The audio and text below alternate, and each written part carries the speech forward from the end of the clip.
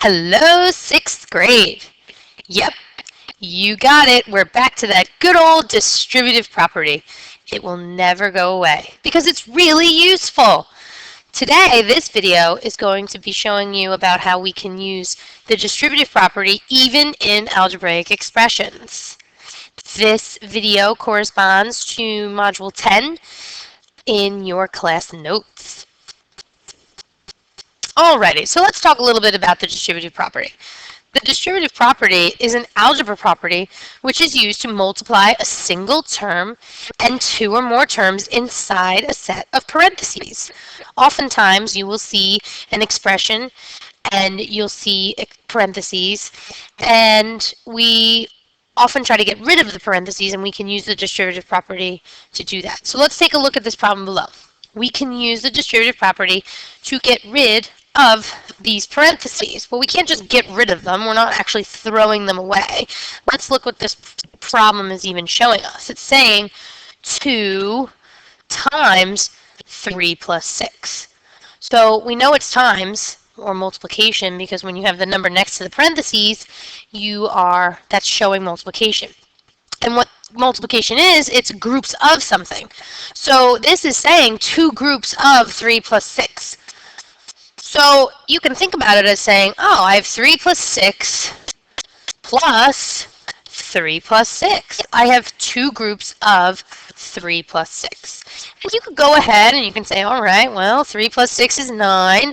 And then I can add it to the other 3 plus 6, which is also 9. So I get an answer of 18. But we can't do this all the time. It's not always the quickest way. It's not always the quickest method. We can actually use the distributive property to help us. So, pay close attention here. The word distributive gives me an idea of what I'm going to be doing. So I can actually distribute this 2 across both of these addends. And that's what the distributive property lets you do. You can multiply the outside number by both the addends on the inside number, or the numbers being added together. So I can multiply 2 times 3. I can distribute that 2 to the 3 and get a 6.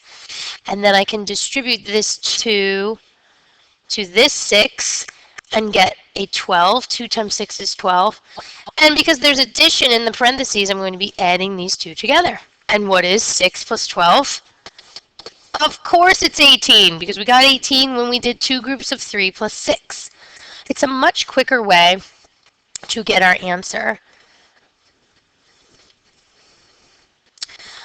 There's also another way of showing this multiplication without using the arrows. I tend to use the arrows because it helps me remember how to distribute the number, but it's also just like regular multiplication. If I have 3 plus 6 times 2, I can do it the old-fashioned way, and I can say that 6 times 2 is 12, added to 3 times 2, which is 6, and there I get my same 6 plus 2, which is 18. So visually, you can do it either way. You just have to remember that you are multiplying the number on the outside of the parentheses by each number inside the parentheses. All right, well, now that we're in algebra, you are going to see a lot of unknown numbers, which we call variables. Very good. So now I'm seeing this expression, and it has a variable in it. I see two groups of 2 plus 4m. And as you know, 4 is being multiplied by m. 4 is the coefficient. M is the variable. So this expression is saying I have two groups of 2 plus m plus 4m. So I could have 2 plus 4m plus 2 plus 4m.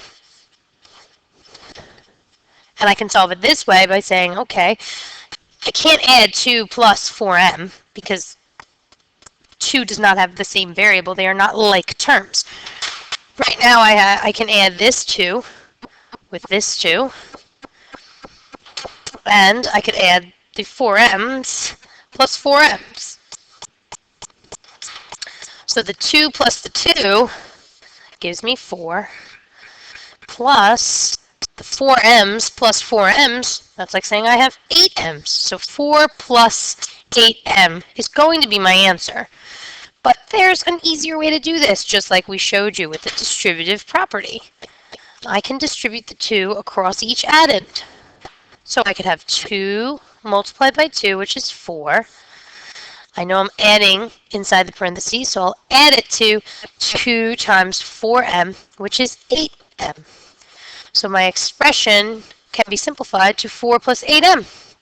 These two expressions are equivalent. I haven't changed the value of anything. I've just rewritten it to show that I've multiplied the 2 across both addends. Okay, so let's try some more. Why don't you press pause on the video, solve each one of these problems on a separate sheet of paper to the best that you can, and then when you press play, you will see the answers to each of these questions. Alrighty, so here are the answers to these 3 problems. I used the distributive property in questions 1, 2, and 3. I rewrote these expressions. So 5 groups of 3 plus 4m is another way of saying 15 plus 20m. And as you can see, I distributed the 5 across each addend or each term within the parentheses. Same for question 2. 4 groups of 3m plus 6 becomes 12m plus 24. And then if you notice in question 3, we have 1/2 of 4 plus 6m. So if I'm taking 1/2 of 4, I know that's another way of saying 4 divided by 2, which gives me 2. And then 1/2 of 6 is 3m. So these two are equivalent. Question 3, though, is interesting because when you look at 2 plus 3m, it doesn't seem like it would be equivalent to 1/2 of 4 plus 6m, but we don't even have a full group of 4 plus 6m. We have half of it. So that is why 2 plus 3m is equivalent to 1/2 times 4 plus 6m. All right, so sometimes you're actually going to get an already rewritten expression. And if we want to regroup an expression using parentheses, we can also use the distributive property. But what we do is we try to use common factors to factor this into a new group. So what are the common factors of 12? If I have 12 plus 24x, and I want to create a new group that's equivalent to 12 plus 24x, I'm going to use common factors. So that brings us back to writing out the common factors of 12 and 24. So the factors of 12 are 1, 2, 3, 4, 6, and 12. And for 24, it's 1, 2, 3, 4, 6, 8, 12, and 24. So let's look at any common factors. Common factor of 2, 3, 4, 6, and 12. I can use any one of these common factors to regroup 12 plus 24x. And let's watch. I can take my 12 plus 24x, and let's use the common factor of 2. I can make 2 groups of 12 plus 24. And by doing that, I have to divide each addend by 2. So 12 divided by 2 and 24x divided by 2. And on the outside of the parentheses is that common factor I use, so I can make 2 groups of 6 plus, because 12 divided by 2 is 6. And then 24 divided by 2 is 12, and I also bring down the variable. So I can make 2 times 6 plus 12x, and that's equivalent to 12 plus 24x. I can check it by using the distributive property. 2 times 6 is 12, plus 2 times 12x is 24x. So that's one way of rewriting it. And when I look at my common factors, and I have 1, 2, 3, 4, I have 5 common factors, I can make 5 different equivalent expressions. So the next one would be a 3 on the outside of the parentheses because that's the next common factor. So I can make 3 groups of, well, what's 12 divided by 3? 12 divided by 3 is 4, plus, what's 24 divided by 3? 8, and we also bring down the variable. We have 8x. So 24 x's divided into 3 groups would give me 8 x's in each group. So that's another one. And we can keep going. 4 groups of, well, 12 times 4 is 3, plus 6 x's.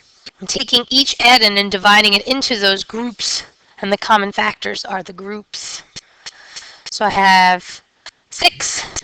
I can do 6 groups of 2 plus 4x. And then I can do 12 groups of 1 plus 2x's. All of these expressions are equivalent to our original 12 plus 24x. So this brings you back to when we talked about using common factors to rewrite expressions. Well, we had 1, 2, 3, 4, 5 common factors, the greatest being 12. So the greatest number of groupings that I can make out of 12 plus 24x's is 12 times 1 plus 2x. Now it's your turn. Rewrite this expression using the distributive property. Keep in mind, you are going to use all the common factors. So find the common factors of 15 and 30, and then come back and you will find all the answers. So press pause, find the factors of 15 and 30, and then rewrite that expression in all the different ways using the common factors. Alrighty, so as you can see, I found all the factors of 15, I found all the factors of 30. The common factors are 3, 5, and 15. I can use those common factors as the number that's going to be outside my parentheses, or the amount of groups. And then I divide each addend, or term within the parentheses, by that common factor. So I looked at the common factor of 3, and I divided 15 by 3 and got 5, and I divided 10m by 3 and got, 30m by 3 and got 10m. So my first equivalent expression is 3 groups of 5 plus 10m. I can check it by distributing again. 3 times 5 is 15, plus 3 times 10 is 30m. These are equivalent expressions. The next one is 5 times 3, which is 15, plus 5 times 6 is 30m. And then we had a common factor of 15. 15 times 1 is 15, plus 15 times 2 is 30m.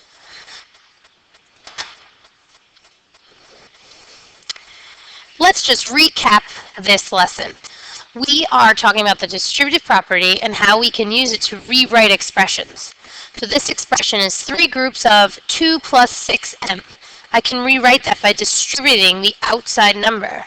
I have 3 groups of 2, so that's 6, plus 3 groups of 6m, which would be 18m. So these two expressions are equivalent, and we use the distributive property in order to do that. I hope this video was helpful. Remember to go back to it as often as you wish. And hopefully this will be useful in your lessons in Module 10.